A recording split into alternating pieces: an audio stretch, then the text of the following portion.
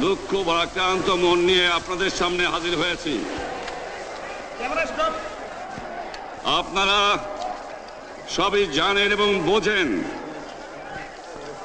আমরা আমাদের জীবন দিয়ে চেষ্টা করেছি, কিন্তু দুঃখের বিষয় আজ ঢাকা, চট্টগ্রাম, খুলনা, রাজশাহী, রংপুরে আমার ভাইয়ের রক্তে রাজপথ রঞ্জিত হয়েছে। আজ বাংলার মানুষ মুক্তি চায়, বাংলার মানুষ বাঁচতে চায়, বাংলার মানুষ তারা আজ তার অধিকার চায়।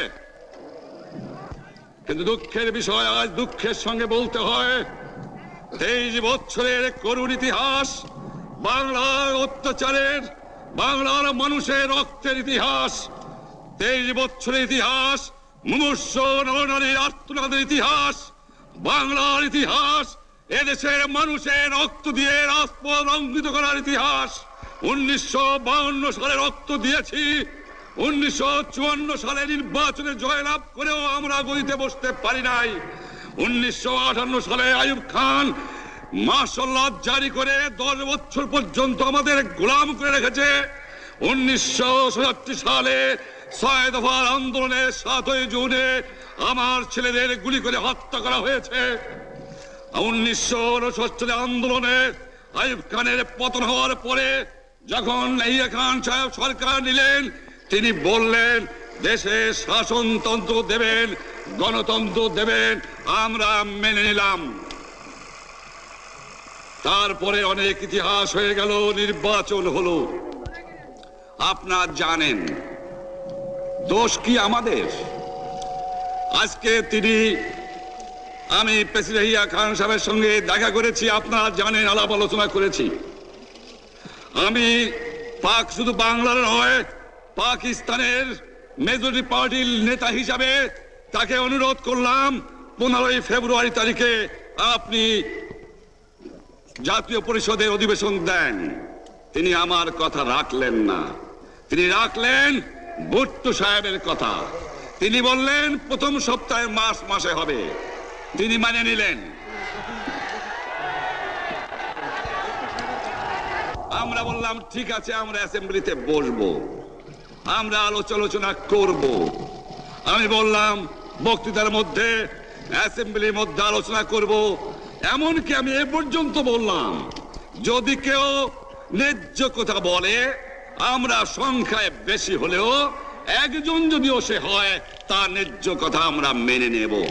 আসুন বসি, আমরা আলাপ করে শাসনতন্ত্র তৈরি করি। তিনি বললেন পশ্চিম পাকিস্তানের মেম্বাররা যদি এখানে আসে তাহলে কসাইখানা হবে অ্যাসেম্বলি। যদি কেউ অ্যাসেম্বলিতে আসে তাহলে পেশোয়ার থেকে করাচি পর্যন্ত দোকান জোর করে বন্ধ করা হবে, তারপরেও যদি কেউ আসে তাকে সন্ন্যাসার করা হবে। আমি বললাম অ্যাসেম্বলি চলবে। তারপরে হঠাৎ 1 তারিখে অ্যাসেম্বলি বন্ধ করে দেওয়া হলো। কি পেলাম আমরা? আমার পয়সা দিয়ে অস্ত্র কিনেছি বহিঃশত্রু আক্রমণ থেকে দেশকে রক্ষা করার জন্য। আজ সেই অস্ত্র ব্যবহার হচ্ছে আমার দেশের গরিব দুঃখী নিরস্ত্র মানুষের বিরুদ্ধে, তার বুকের উপরে হচ্ছে গুলি। আমরা পাকিস্তানের সংখ্যাগুরু, আমরা বাঙালিরা যখনই ক্ষমতায় যাওয়ার চেষ্টা করেছি, যখনই এদেশের মালিক হবার চেষ্টা করেছি, তখনই তারা আমাদের উপর ঝাঁপিয়ে পড়েছেন। তারা আমাদের ভাই। আমি বলেছি তাদের কাছে এই কথা যে আপনারা কেন আপনার ভাইয়ের বুকে গুলি মারবেন? আপনাদের রাখা হয়েছে যদি বহিঃশত্রু আক্রমণ করে তার থেকে দেশকে রক্ষা করার জন্য। তারপরে উনি বললেন যে আমার নামে বলেছেন, আমি নাকি বলে স্বীকার করেছি যে 10 তারিখে রাউন্ড টেবল কনফারেন্স হবে। আমি উনাকে একথা বলে দেবার চাই, আমি তাকে তা বলি নাই। টেলিফোনে আমার সঙ্গে তার কথা হয়। তাকে আমি বলেছিলাম, জনাব ইয়াহিয়া খান সাহেব, আপনি পাকিস্তানের প্রেসিডেন্ট, দেখে যান, ঢাকায় আসেন কিভাবে আমার গরিবের উপরে, আমার বাংলার মানুষের বুকের উপরে গুলি করা হয়েছে, কি করে আমার মায়ের কোল খালি করা হয়েছে, কি করে মানুষকে হত্যা করা হয়েছে। আপনি আসুন, দেখুন, বিচার করুন, তারপরে আপনি ঠিক করুন। আমি এই কথা বলেছিলাম। হঠাৎ আমার সঙ্গে পরামর্শ না করে বা আমাদের সঙ্গে আলোচনা না করে 5 ঘন্টা গোপনে বৈঠক করে যে বক্তৃতা তিনি করেছেন এবং যে বক্তৃতা করে অ্যাসেম্বলি করেছেন, সমস্ত দোষ তিনি আমার উপরে দিয়েছেন, বাংলার মানুষের উপরে দিয়েছেন।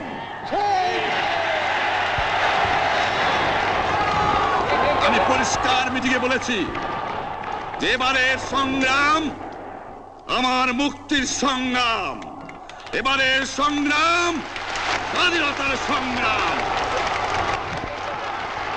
আমার 25 তারিখে অ্যাসেম্বলি কল করেছে, রক্তের দাগ শুকায় নাই। আমি 10 তারিখে বলে দিয়েছি যে ওই শহীদের রক্তের উপর দিয়ে পাড়া দিয়ে আরটিসিতে মুজিবুর রহমান যোগদান করতে পারে না। অ্যাসেম্বলি কল করেছেন, আমার দাবি মানতে হবে। প্রথম, সামরিক আইন মার্শাল ল উড্র করতে হবে। সমস্ত সামরিক বাহিনীর লোকদের ব্যারাকে ফেরত দিতে হবে। যেভাবে হত্যা করা হয়েছে তার তদন্ত করতে হবে। আর জনগণের প্রতিনিধির কাছে ক্ষমতা হস্তান্তর করতে হবে। তারপরে বিবেচনা করে দেখব আমরা অ্যাসেম্বলিতে বসতে পারবো কি পারবো না। এর পূর্বে অ্যাসেম্বলিতে বসার অ্যাসেম্বলিতে বসতে আমরা পারি না। জনগণ সে অধিকার আমাকে দেয় নাই। ভাইয়েরা আমার, তোমরা আমার উপর বিশ্বাস আছে? আমি প্রধানমন্ত্রিত্ব চাই না, আমরা দেশের মানুষের অধিকার চাই। আর যদি একটা গুলি চলে, আর যদি আমার লোকের উপর হত্যা করা হয়, তোমাদের উপর কাছে আমার অনুরোধ রইল, প্রত্যেক ঘরে ঘরে দুর্গ করে তোলো। তোমাদের যা কিছু আছে তাই নিয়ে শত্রুর মোকাবেলা করতে হবে। এবং জীবনের তরে রাস্তাঘাট যা যা আছে সবকিছু আমি যদি হুকুম দেবার নাও পারি, তোমরা বন্ধ করে দেবে। তোমরা আমার ভাই, তোমরা ব্যারাকে থাকো, কেউ তোমাদের কিছু বলবে না। কিন্তু আর আমার বুকের পর গুলি চালাবার চেষ্টা করো না, ভালো হবে না। 7 কোটি মানুষকে চাপায় রাখতে পারবো না। আমরা যখন মরতে শিখেছি তখন কেউ আমাদের দবাতে পারবে না। যে পর্যন্ত আমার এই দেশের মুক্তি না হবে, খাজনা ট্যাক্স বন্ধ করে দেওয়া হলো, কেউ দেবে না। তবে অনুরোধ করছি, আপনারা আমাদের ভাই, আপনারা দেশকে একেবারে জাহান্নামে ধ্বংস করে দিয়েন না। জীবনে আর কোনোদিন আপনাদের মুখ দেখা দেখি হবে না। যদিও আমরা শান্তিপূর্ণভাবে আমাদের ফয়সালা করতে পারি, তাহলে অন্তপক্ষে ভাই ভাই হিসেবে বাস করার সম্ভাবনা আছে। সেই জন্য আপনাদের অনুরোধ করছি, আমার এই দেশে আপনারা মিলিটারি শাসন চালাবার চেষ্টা করবেন না। দ্বিতীয় কথা, প্রত্যেক গ্রামে, প্রত্যেক মহল্লায়, প্রত্যেক ইউনিয়নে, প্রত্যেক সাব ডিভিশনে আওয়ামী লীগের নেতৃত্বে সংগ্রাম পরিষদ গড়ে তোলো এবং তোমাদের যা কিছু আছে তাই নিয়ে প্রস্তুত থাকো। মনে রাখবা, রক্ত যখন দিয়েছি, রক্ত আরো দেব। এই দেশের মানুষকে মুক্ত করে ছাড়বো ইনশাআল্লাহ। এবারে সংগ্রাম আমাদের মুক্তির সংগ্রাম, এবারে সংগ্রাম স্বাধীনতার সংগ্রাম।